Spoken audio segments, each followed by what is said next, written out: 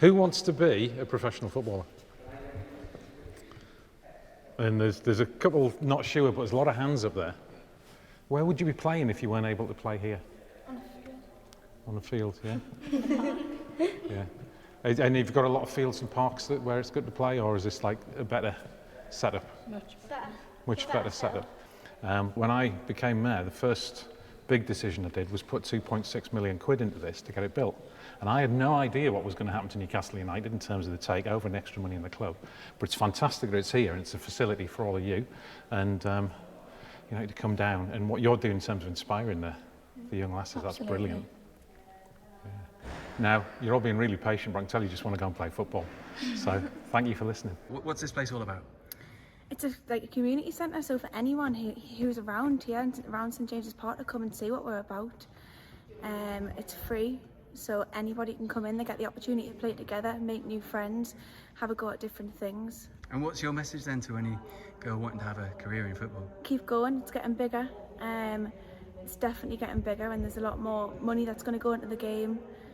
And yeah. So, what do you think the finish is going to be? What are you aiming for this year as a squad? Top. Really? Yeah. You think you do it? Absolutely.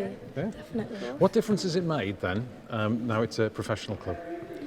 I think it's more like the contact time, like of training, and we get to be with the coaches a lot more, and they can give us feedback. We get a lot more time to have video analysis, which obviously helps massively. If it's part-time, we don't have like that contact time where we can do little things like that. And then, well, obviously the ambition is there to get promoted this year. Absolutely. And you two both injured at the moment. Yeah. So presumably the professional support makes a big difference because you're getting like really good physio, hopefully, and good medical treatment. But also you're part of the team still. You're still doing, like you say, the analysis and that sort of stuff. Yeah, exactly, and that's what it is. It's football. Like, there's going to be times when people do get injured. Hopefully, it's nothing long for me, but that's when you've just got to pull out a different part of your game and what you can bring to the team. Yeah.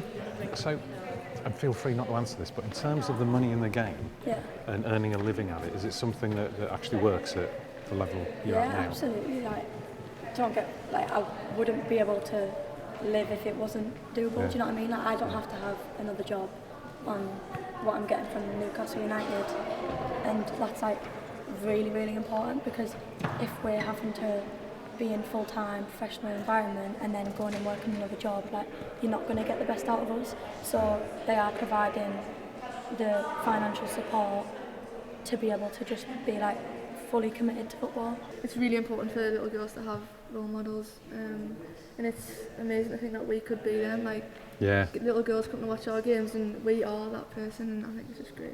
And I feel like we have started to get noticed a lot more as women footballers. Like, it's growing, and we do feel that love from fans and communities. And did you play in boys' teams as you were coming through? Did you both do that? Yeah.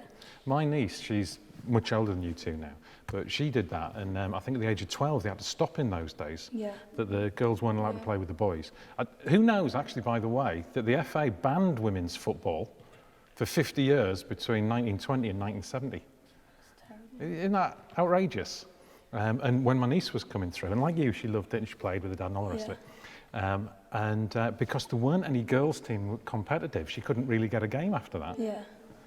So that's all changing as well. Yeah, I have been like at tournaments and stuff like that, and they'll be like, oh, they've got a girl on the team, like, we like just go tackle her, and then they'll be like, when they see me play, they'll be like, oh God, like, she's actually good. I mean, this sports centre's closing down all over the place now because the councils haven't got any money. And this place is almost like a safe haven. Like, I mean, that pitch on the roof's great. So I think it's great that young lasses have got something like this to play. And them girls will feel like loved, and that they're being cared about, and that there is belief from the likes of you guys to build something like this for them to be able to chase their dreams to be a professional footballer.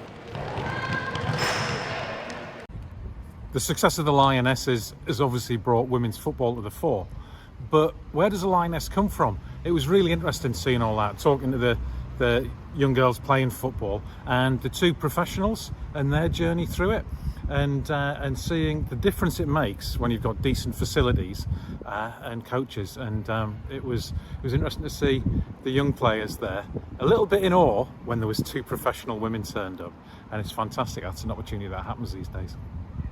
3, 2, 1. Yay!